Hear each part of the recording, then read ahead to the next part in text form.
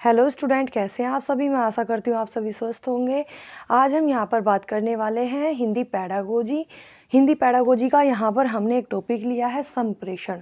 संप्रेषण क्या है यहाँ पर, जिसके द्वारा हम अपने भावों को, विचारों को क्या करते हैं, अभिव्यक्त करते हैं, तो वो क्या कहलाता है, संप्रेषण कहलाता है। यानी कि भावों का, विचारों का आदान प्रदान करना ही क्या कहलाता है, संप्रेषण कहलाता है। तो यहाँ पर देखिएगा संप्रेषण क्या होता है कि जिसके द्वारा बालक क्या करता है, जिसके द्वारा बालक अपने भावों या विचारों का आदान प्रदान करता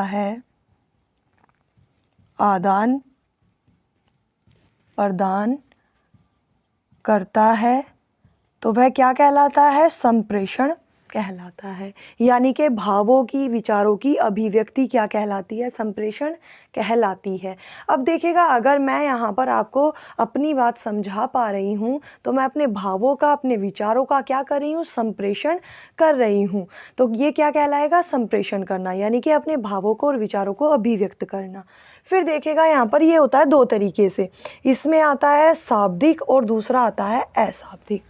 क्या आता है, क्या है, अशाब्दिक। अब अगर यहाँ पर हम बात करें शाब्दिक की, यानी कि जिसमें हम क्या करते हैं, शब्दों का यूज़ करते हैं, और अशाब्दिक क्या है, यहाँ पर शब्दों का यूज़ नहीं करते हैं। तो अब देखिएगा उसको हम जिसमें शब्दों का यूज़ करते हैं वो शाब्दिक कहलाता है, और जिसमें शब्दों का यूज़ हम नहीं करते हैं वो अशाब्दिक कहलाता है। तो देखिएगा यहाँ पर शाब्दिक के अंदर आता है लिखित और मौखिक। क्या आता है, लिखित और मौखिक।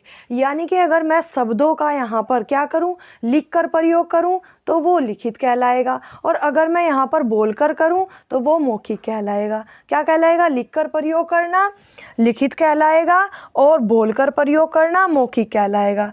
यानी कि लिखित के अंदर क्या आएगा, लिखकर व्यक्त करना, तो वो तो क्या होगा, यहाँ पर लिखित होगा। और यहाँ पर क्या आएगा, मौखिक के अंदर बोलकर अपने भावों की अभिव्यक्ति करना, तो वो क्या आएगा, यहाँ पर मौखिक के अंदर आएगा। फिर देखेगा अशाब्दिक। अशाब्दिक में क्या है कि शब्दों का यूज नहीं करते। अब देखेगा मौद्रिक। मौद्रिक क्या है, यहाँ मुख के द्वारा, क्या है, मुख के द्वारा। फिर देखेगा अगर सांकेतिक की बात करूं तो सांकेतिक क्या है, यहाँ हाथों की क्रिया, हाथों की प्रतिक्रिया के द्वारा। तो देखिएगा यहाँ पर मौद्रिक की बात करें मुख के। अब देखिए अगर मैं यहाँ पर शब्द का उच्चारण ना करूँ और सिर्फ क्या करूँ, अपने होठ को फड़फड़ाऊँ यहाँ पर, तो वो क्या कहलाएगा, यहाँ पर मौद्रिक कहलाएगा। क्या कहलाएगा, मौद्रिक। यानी कि सिर्फ मैं उच्चारण ना करूँ, सिर्फ अपने होठों को क्या करूँ, फड़फड़ाऊँ यहाँ पर, तो वो क्या कहलाएगा, मौद्रिक। फिर देखेगा सांकेतिक। सांकेतिक क्या है, मैं यहाँ पर अपनी यानी कि आवाज़ का प्रयोग ना करके सिर्फ क्या करूँ, हाथों से आपको समझाऊँ, क्या करूँ, हाथों की एक्टिविटी करके, प्रतिक्रिया करके आपको समझाना चाहूँ, तो वो क्या है, यहाँ पर सांकेतिक। क्या है, सांकेतिक। अब देखेगा ये तो हुआ हमारा संप्रेषण। क्या हुआ, संप्रेषण। अब देखेगा यहाँ पर बात करेंगे संप्रेषण कौशल की। किसकी, संप्रेषण कौशल।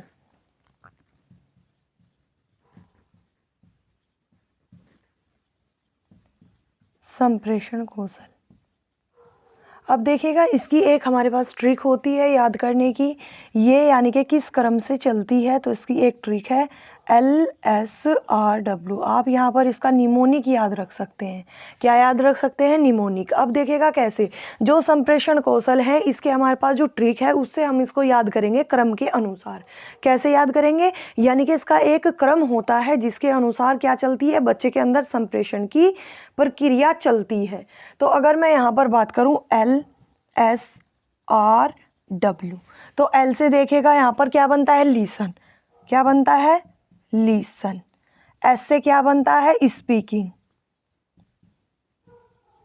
स्पीकिंग। फिर देखेगा R से बनता है रीडिंग। क्या बनता है, रीडिंग। और W से क्या बनता है, राइटिंग।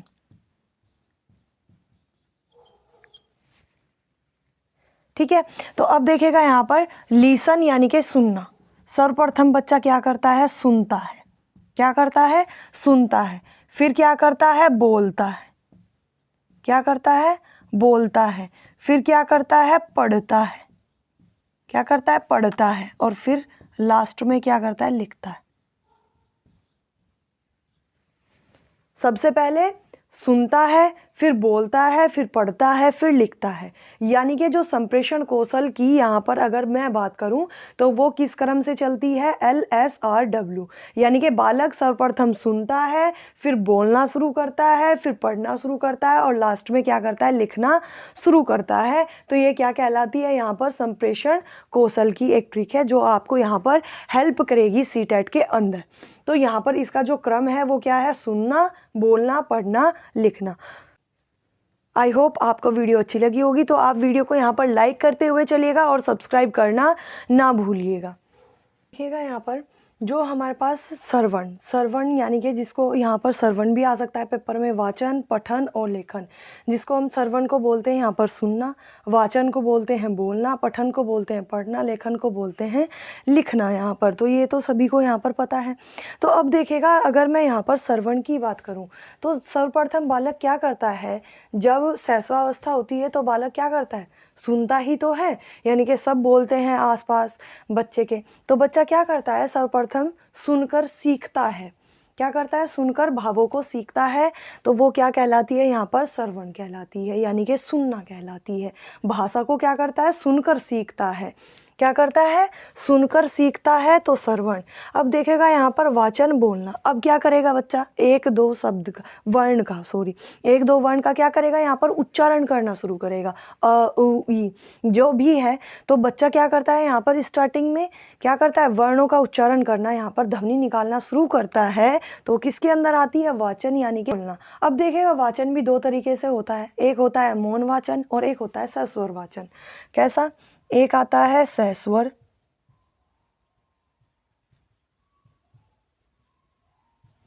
और एक आता है मौन वाचन। अब देखेगा यहाँ पर अगर मैं सहस्वर की बात करूँ तो सहस्वर क्या होता है, जैसे मैं बोल रही हूँ तो आप भी मेरे साथ यहाँ पर उच्चारित कर रहे हैं, यानी कि साथ साथ में उच्चारण करना। तो वो क्या कहलाता है, सहस्वर वाचन।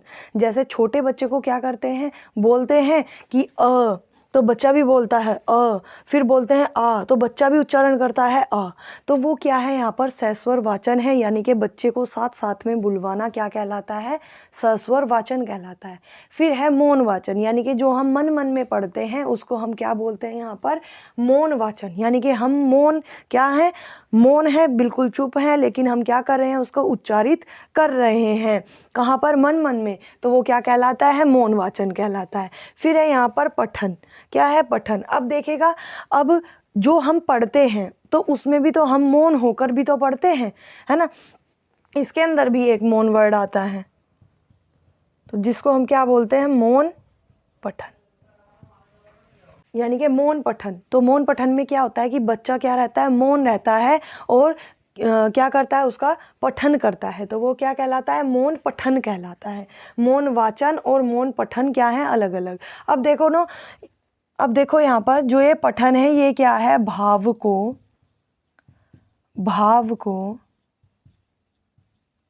पढ़कर, भाव को पढ़कर समझना क्या कहलाता है, यहाँ पर पठन कहलाता है। फिर देखेगा लिखना, तो ये क्या है, यहाँ पर लेखन अभिव्यक्ति। इसके अंदर क्या करता है, लिखकर अपने भावों को अभिव्यक्त करता है। तो ये क्या है, संप्रेषण के कौशल हैं जिसको बालक एक क्रम से सीखता है। पहले सुनता है, सुनकर सीखता है, फिर बोलकर सीखता है, फिर पढ़कर सीखता है और फिर सबसे लास्ट में लिखना सीखता है। तो देखिएगा यहाँ पर भावों को सुनकर सीखना, तो वो क्या है, सुनना, यहाँ पर श्रवण है, श्रवण कौशल है। फिर है यहाँ पर वाचन करके यानी कि बोलकर सीखना, तो वो यहाँ पर वाचन कौशल है। फिर है पढ़कर सीखना, तो वो यहाँ पर पठन कौशल है। लिखकर सीखना वो यहाँ पर लेखन कौशल है। आई होप आपको वीडियो अच्छी लग रही होगी, तो आप वीडियो को यहाँ पर लाइक करते हुए चलिएगा और अपने नोट्स यहाँ पर तैयार करते हुए चलिएगा। जो भी मैं यहाँ पर आपको बता रही हूँ ये सभी पॉजिटिव के वर्ड हैं CTET के, यानी कि जो क्वेश्चन आएंगे ना, जब आप क्वेश्चन लगाओगे, अभी आप यहाँ पर सिर्फ क्या कर रहे हो, कॉन्सेप्ट को पढ़ रहे हो, कॉन्सेप्ट क्लियर कर रहे हो। जब आपके कॉन्सेप्ट क्लियर होंगे, आप क्वेश्चन लगाओगे, तो क्वेश्चन आपको लगाते हुए वहाँ पर पता चलेगा कि आप यहाँ पर पॉजिटिव कीवर्ड पढ़ रहे हैं। तो जित दृष्टि से क्या है, ये पॉजिटिव कीवर्ड हैं। यानी कि जहाँ भी आपको इन वर्ड में से कुछ भी दिख जाए तो वो क्या है, यहाँ पर पॉजिटिव कीवर्ड है। CTET के अंदर सबसे बड़ा खेल रहता है यहाँ पर पेडागोजी के अंदर कि इसमें पॉजिटिव और निगेटिव कीवर्ड होते हैं। अगर हमको ये चीज़ पता है कि पॉजिटिव क्या है और निगेटिव क्या है तो हम आसानी से क्वेश्चन को पढ़ के वहाँ पर आंसर कर सकते हैं। तो इसलिए आप थोड़ा सा यहाँ पर ध्यान देते हुए चलिएगा और इनको अपनी कॉपी के अंदर यहाँ नोट करते हुए चलिएगा, जिससे आप पहले सभी कॉन्सेप्ट क्लियर कर लें। उसके बाद जब आप क्वेश्चन लगाएं, प्रीवियस ईयर पेपर लगाएं या फिर आप क्वेश्चन लगाएं, कहीं से क्विज लगाएं, तो आपको वहाँ पर पता हो कि पॉजिटिव कीवर्ड क्या है और नेगेटिव कीवर्ड क्या है, जिससे आप अपना अच्छा स्कोर कर पाएंगे। बेस्ट स्कोर जो आपका लाएगा वो पेडागोजी लाएगी, यानी कि CTET में पेडागोजी ही अधिक आती है। ठीक है, तो आप यहाँ पर इसको धीरे धीरे समझते हुए चलिएगा। फिर देखिएगा जो ये सहस्वर वाचन है ना, इसको भी 2 के अंदर यहाँ पर डिवाइड किया गया है। किसमें? सहस्वर वाचन को भी यहाँ पर 2 में डिवाइड किया गया है। जो हमारा पहला है यहाँ पर व्यक्तिगत वाचन और सेकंड है यहाँ पर सामूहिक वाचन। सामूहिक वाचन। फिर देखिएगा अगर मैं यहाँ पर मौन वाचन की बात करूं तो मौन वाचन को भी यहाँ पर 2 में डिवाइड किया गया है। एक आता है हमारा गहन वाचन और एक आता है हमारा द्रुत वाचन। द्रुत वाचन।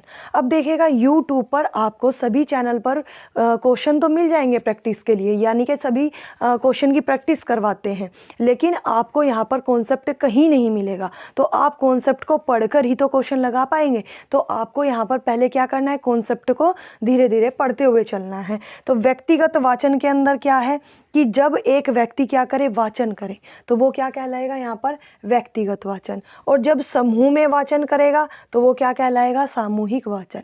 अब देखेगा अगर मैं अकेली बोल रही हूँ तो वो व्यक्तिगत वाचन है, यानी कि क्या कर रही हूँ, अकेली बोल रही हूँ, खुद से बोल रहे हैं, तो वो क्या है, व्यक्तिगत है। फिर है सामूहिक, यानी कि समूह में बच्चे, आपने देखा होगा कि समूह में बच्चों को क्या करते हैं, बिठा देते हैं और सभी बच्चे क्या करते हैं, एक साथ उच्चारित करते हैं, तो वो क्या कहलाता है, यहाँ पर सामूहिक वाचन कहलाता है। यानी कि समूह में वाचन कराना क्या कहलाता है, सामूहिक वाचन। और इससे इसका एक यहाँ पर जो मेन तथ्य है कि सामूहिक वाचन का जो मेन यहाँ पर लाभ होता है वो क्या होता है कि बच्चे क्या करते हैं, भावों की झिझक, यानी कि अपने भावों को प्रकट करने की जो झिझक होती है,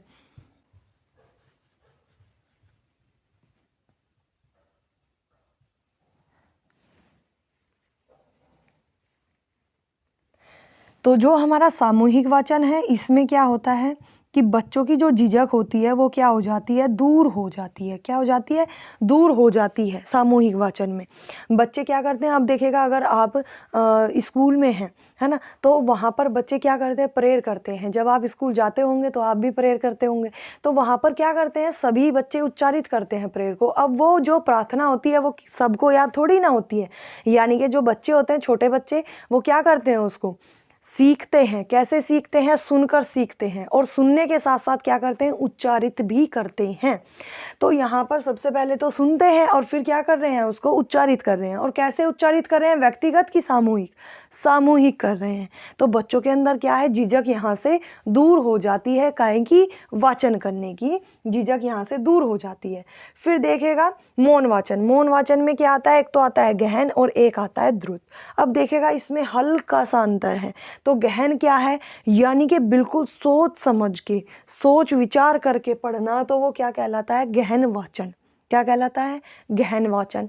फिर है इसमें यहाँ पर द्रुत वाचन। तो द्रुत क्या है, यहाँ पर सिर्फ ऐसे ही पढ़ दिया, ये नहीं पता कि हमने पढ़ा क्या है, तो वो क्या कहलाता है, द्रुत वाचन, जिसमें हम गहन यानी कि भावों को अच्छे से अर्थपूर्ण करके यानी कि उसका अर्थ ग्रहण करते हैं, एक एक शब्द का अर्थ पढ़ते हैं, तो वो क्या कहलाता है, गहन वाचन कहलाता है। और जब हम सिर्फ ऐसे ही पढ़ दिया, ये हमें नहीं पता कि इसका अर्थ क्या है, इसका मतलब क्या है, सिर्फ ऐसे ही अपना पढ़ा, तो वो क्या है, यहाँ पर धूर्त वाचन है। क्या है, धूर्त वाचन। फिर देखेगा लेखन। लेखन भी यहाँ से 3 तरह का होता है। क्या होता है, 3 तरह का लेखन होता है। एक होता है सुलेख।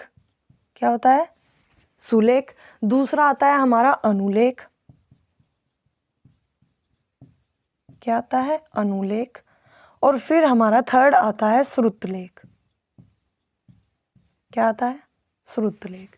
ये भी हमारी पेडागोजी के अंदर बहुत ही अच्छा क्वेश्चन है यहाँ से कि सुलेख, जिसमें ऐसे पूछेगा वहाँ पर कि एक बच्चा है और उसको बोला गया है कि वो क्या करे, सुंदर लिखावट करे, तो ये किसके अंदर आएगी, यहाँ पर लेखन के अंदर आएगी। और लेखन भी कौन सा होगा, सुलेख होगा। सु क्या है यहाँ पर, सुंदर, और लेख क्या है यहाँ पर, लेखन, यानी कि सुंदर लेखन। और सुंदर लेखन क्या होता है, जिसमें बालक क्या करता है, सिरोरेखा का उपयोग अच्छे तरीके से करता है, शब्दों को बिल्कुल सीधा लिखता है। तो ये सभी इनका ध्यान किसमें करता है, सुलेख के अंदर करता है। कहाँ करता है, सुलेख में। फिर आता है अनुलेख। क्या आता है, अनुलेख। अब देखेगा, आपने देखा होगा, अब बुक आती है छोटे बच्चों की और उसमें ऐसे यहाँ पर यूं डॉटेड डॉटेड होती हैं, तो उन पर बच्चों को यहाँ पर क्या होता है, बनाना होता है ना। तो ये क्या कहलाता है यहाँ पर, इस पर तो बच्चे को क्या करेंगे, बच्चा इसको डॉटेड डॉटेड मिलाता हुआ जाएगा और शब्द को यहाँ पर क्या करेगा, बनाएगा, तो वो क्या कहलाएगा, अनुलेख। क्या कहलाता है, अनुलेख। आई होप आपको समझ आ रहा होगा। फिर देखेगा यहाँ पर श्रुतलेख। श्रुतलेख क्या है, सुनकर लिखना। आपने बचपन में देखा होगा, टीचर हैं वो बोलती हैं, कोई शब्द बोलती हैं या वाक्य बोलती हैं, तो उसको बच्चे क्या करते हैं, लिखते हैं, तो वो क्या कहलाता है, सुनकर लिखना, यानी कि श्रुतलेख या फिर श्रुतलेखन, यानी कि सुनकर लिखना। तो यहाँ पर अगर मैं बात करूँ, ये किसके अंदर आते हैं, लेखन के अंदर, सुलेख, अनुलेख और श्रुतलेख।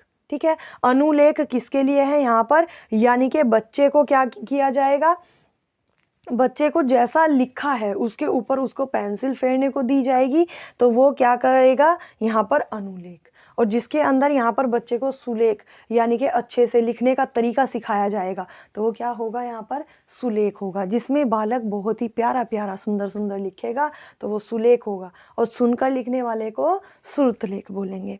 आई होप आपको ये वीडियो अच्छी लगी होगी। इसमें जितने भी हमारे मैंने यहाँ पर पॉजिटिव कीवर्ड यूज़ किए हैं, आप इनको यहाँ पर नोट करते हुए चलिएगा, जिससे जब भी आपका पेपर हो तो आप यहाँ पर जो भी पॉजिटिव कीवर्ड हैं आप उनको एक बार यहाँ पर देखते हुए जाइए, जिससे कि वो पॉजिटिव कीवर्ड दिखता है तो आप वहाँ पर क्वेश्चन को पढ़िएगा और सिर्फ आंसर अपना लगा दीजिएगा। वीडियो को लाइक करिएगा और सेशन को शेयर करिएगा और चैनल को सब्सक्राइब करना ना भूलिएगा। तो आप चैनल को प्लीज़ सब्सक्राइब कर लीजिए, जिससे बेहतर वीडियो आपके पास आ पाएँ और आप अपने मार्क्स अच्छे स्कोर कर पाएँ। Thank you so much.